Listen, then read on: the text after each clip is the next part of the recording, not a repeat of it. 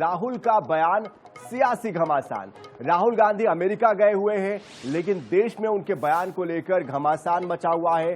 तो सदन के अंदर नेता प्रतिपक्ष राहुल गांधी ने अमेरिका यात्रा के दौरान बीजेपी आरएसएस को निशाने पर लिया है।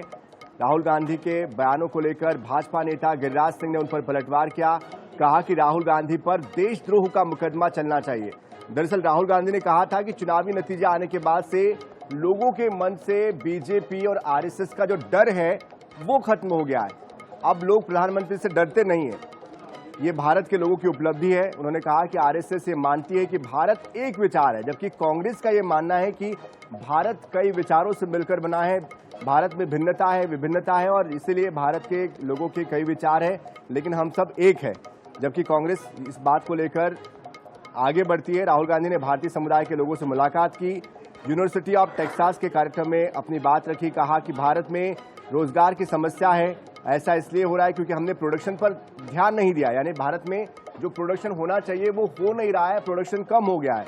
भारत में सब कुछ मेड इन चाइना है और चीन ने प्रोडक्शन पर ध्यान दिया है और इसीलिए चीन में रोजगार की दिक्कत नहीं है। तो राहुल गांधी ने बेरोजगारी को लेकर यहाँ पर एक बड़ा सवाल खड़ा किया है। हालांकि राहुल गांधी ने जो बातें बोली है उसको कई स्टडीज इस बात को लेकर प्रूव भी करती है। आपको बता दें कि इंटरनेशनल स्टडी एक हुई है जिसमें बताया गया कि भारत में 100 युवाओं में से 83 युवा ऐसे हैं जो कि बेरोजगार हैं और इसलिए भी राहुल गांधी ने ये सवाल यहाँ पर खड़ा किया है और एक बार फिर से बेरोजगारी के मुद्दे को हवा दे दी है।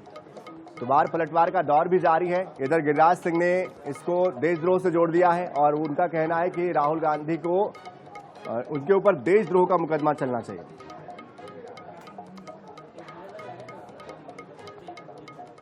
वो भारत की तारीफ करने के बजाय बाहर में जाकर के, इंडिया के बाहर, भारत के बाहर जाकर भारत को गाली देना, ये तो लगता है चाइना की तारीफ करना, दुश्मन देश की तारीफ करना, ये लगता है चाइना के पैसे पर पलते हैं और चाइना की ही बात ब्रांडिंग करने के लिए ये बाहर में जाके चाइना का ब्रांडिंग कर रहे हैं।